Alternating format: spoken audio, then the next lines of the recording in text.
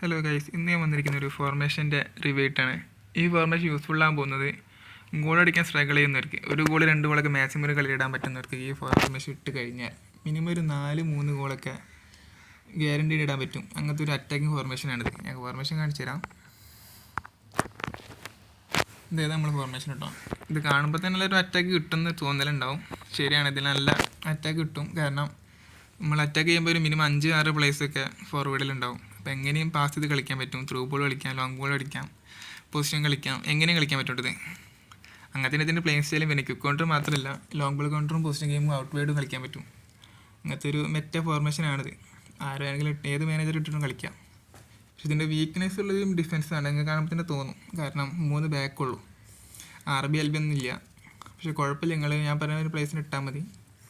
ആദ്യം goal keeper നിങ്ങൾ എന്തായാലും അറ്റാക്കിംഗ് ഗോൾ കീപ്പർ ഇട്ടോ. ഡിഫൻസീവ് ഗോൾ കീപ്പർ ഒന്നും ഒരിക്കലും ഇടരുത്. കാരണം ഞാൻ കൂടുതലും അറ്റാക്കിംഗ് ഗോൾ കീപ്പർ ഉണ്ടായിരുന്നുള്ളൂ. ഈ ത്രൂ ബോളൊക്കെ വന്നു കഴിഞ്ഞാൽ ഇവർ കയറി ഒന്ന് പിടിച്ചോളും. മറ്റൊരു നോക്കി നിൽക്കും, നമുക്ക് ഗോൾ അവർക്ക് സിമ്പിളായി ഇടാൻ പറ്റും. പിന്നെ CB നോക്കുകയാണെങ്കിൽ ബിൽഡപ്പ് ഇടാം, ഡിസ്ട്രോയ് ഇടരുത്. ഡിസ്ട്രോയ് ഇട്ട് കഴിഞ്ഞാൽ കയറി പോകും, അപ്പോൾ ഡിഫൻസ് പൊട്ടും. ബിൽഡപ്പ് ഇട്ട് അവിടെ നിന്ന് കളിച്ചോളും.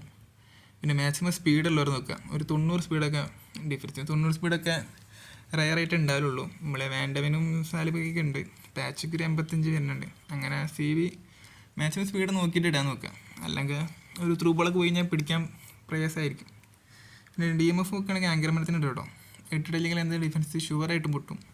കാരണം പോസ്റ്റ് ബസ് കിട്ടി കഴിഞ്ഞാൽ അറ്റാക്കിലേക്ക് പോകും. അപ്പോൾ ആളുണ്ടാവില്ല ഡിഫൻസിൽ. അങ്ങനെ കുറേ ഗോൾ വരാൻ ചാൻസ് ഉണ്ട്. അപ്പോൾ നിങ്ങൾ എന്തായാലും നല്ലൊരു DMFിൻ്റെ തന്നെ നോക്കിയിടാൻ നോക്കുക. പിന്നെ CMFിനെ പറയണ്ടല്ലോ, പോസ്റ്റ് പ്ലേ മേക്കർ അങ്ങനെ ഇടാൻ ശ്രമിക്കുക നിങ്ങൾക്ക്. പക്ഷേ ഞാൻ ഇന്ത്യയിൽ പോസ്റ്റ് പെഡ്രിൻ്റെ അതുകൊണ്ട് ഇട്ടെന്നുള്ളൂ. ഈ പോസ്റ്റ് ആകുമ്പോൾ അറ്റാക്കിലേക്കും വരും, ഡിഫൻസിലേക്കും വരും. അപ്പോൾ ഒന്നും കൂടി എക്സ്ട്രാ അഡ്വാൻറ്റേജ് ഉണ്ടാവും.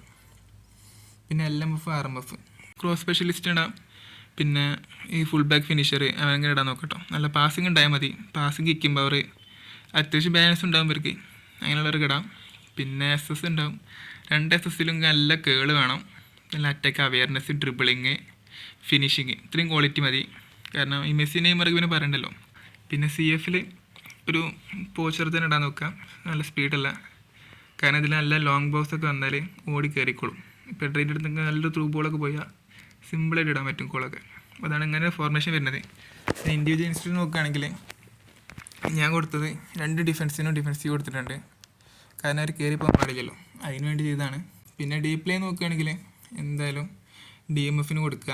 കാരണം DMFിന് കൊടുത്തു കഴിഞ്ഞാൽ ഒന്നുകൂടി സപ്പോർട്ടായിട്ട് നിങ്ങൾക്ക് ഡിഫൻസ് ഇറങ്ങി വന്നോളും DMF. അപ്പോൾ ഒന്നുകൂടി ഒരു 4 ബാക്കുള്ള മാതിരി തോന്നും.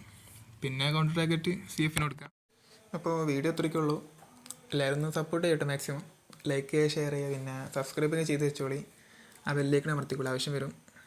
അപ്പോൾ പിന്നെ അടുത്ത വീഡിയോ ആയിട്ട് വരാം.